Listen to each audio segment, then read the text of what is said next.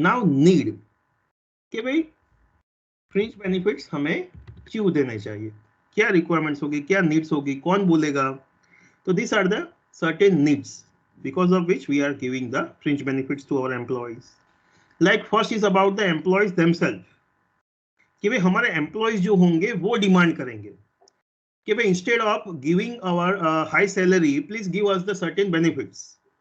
तो क्वेश्चन से ऐसा क्यों बोलेंगे वो लोग कि भाई आप हमें सैलरी इंक्रीज करके मत दीजिए बट हमें ये सारे वेरियस फ्रिंज बेनिफिट दीजिए। एम्प्लॉयज ऐसा क्यों बोलेंगे? Because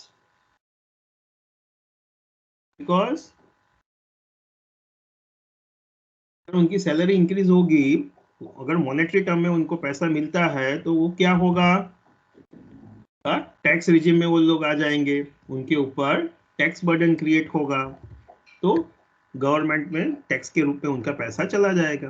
but instead of that वो लोग क्या चाहते हैं कि भी वेरियस बेनिफिट्स उनको और उनकी फैमिलीज को मिले। So as a employees they are saying that कि भी आप हमारी सैलरी इंक्रीज ना करें तो चलेगा बट हमें ये सारे बेनिफिट्स दीजिए। तो even as a employees they are asking for that. Same way trade unions कि भाई कंपनी के अंदर जो ट्रेड यूनियंस होंगे they will also creating the pressures on management कि भाई वो लोग भी क्या है मैनेजमेंट के ऊपर प्रेशर्स लाएंगे कि भाई उनके बीच में भी क्या है, ट्रेड यूनियंस के बीच में भी कॉम्पिटिशन होती होगी। कंपनी के अंदर कोई एक ही यूनियन नहीं होगा, there may be the presence of more than one union. तो अगर एक यूनियन के कहने पे हमने कोई एक बेनिफिट्स दे दिया तो दूसरा वाला जो ग्रुप होगा वो भी क्या है हमारे ऊपर मैनेजमेंट के ऊपर प्रेशर्स क्रिएट करेगा कि चलो भाई हमारे मेंबर्स को भी वेरियस बेनिफिट्स दीजिए, कोई और फ्रिंज बेनिफिट्स हमें दीजिए। तो उनकी मांग चेंज हो जाएगी, डिमांड चेंज हो जाएगी बट वो मैनेजमेंट के ऊपर हमेशा प्रेशर्स लाएंगे for getting the various benefits. तो ट्रेड यूनियंस जो होते हैं वो भी मैनेजमेंट के ऊपर डिमांड करते हैं, प्रेशर्स लाते हैं for getting the fringe benefits.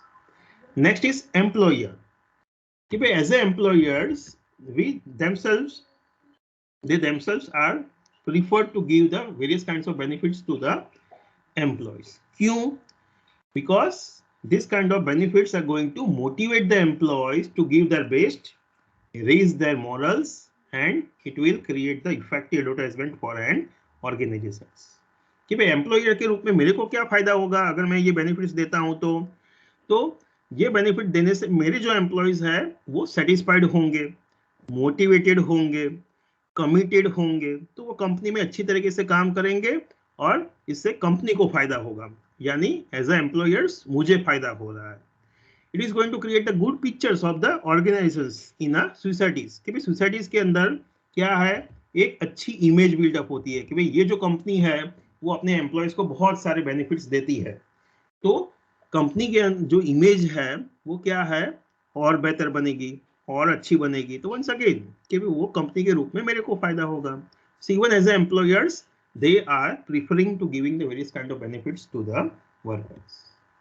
Next in the form of social securities कि भाई हमें क्यों देना चाहिए, तो कि भाई हम हमारे एम्प्लॉयज जो है उनको सोशल सिक्योरिटीज देना चाहते हैं because there are the certain kind of risk कि भाई वर्क प्लेस पे या क्या है डिफरेंट काइंड्स ऑफ रिस्क है कि भाई वो बंदे के साथ कुछ हुआ, suppose for example if any kind of accident is take place, any kind of disablement is going to be take place, तो वो बंदे और वो बंदे की फैमिलीज का क्या होगा, तो वो फाइनेंशियल इश्यूज ना हो, उनकी फैमिलीज को कोई प्रॉब्लम ना हो, तो वो चीज़ों को ध्यान में रखते हुए हम क्या करते हैं वेरियस काइंड्स ऑफ बेनिफिट्स देते हैं सो दैट कि भाई वो बंदा क्या है सोशल सिक्योरिटी फील कर सके, अपना और अपनी फैमिलीज को सिक्योर फील कर सके। तो उसके लिए हम क्या है वेरियस बेनिफिट्स उनको देते हैं।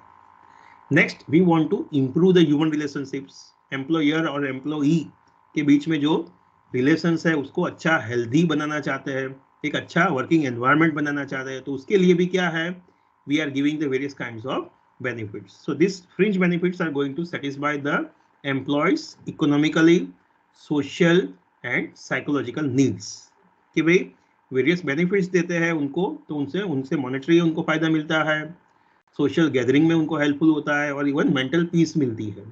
तो ये सारे क्या है वेरियस नीड्स उनकी जो है वो फुलफिल होगी and because of that the human relations are improved and maintained when the variety of needs of the workers are satisfied. For example, the credit facilities, customer store, canteen, ये सारी facilities हम उनको देते हैं। तो once again वो लोग क्या है, सेटिस्फाइड फील करेंगे कि यस हमें ये सारे बेनिफिट्स मिलते हैं। तो एम्प्लॉयर और एम्प्लॉई के बीच में एक अच्छा हेल्दी रिलेशनशिप होगा कि जो कंपनी के लिए हेल्पफुल होगा, यूजफुल होगा। तो ये सारे क्या है, वेरियस नीड्स है, रिक्वायरमेंट्स है कि जिसके कारण क्या है हम वेरियस फ्रिंज बेनिफिट उनको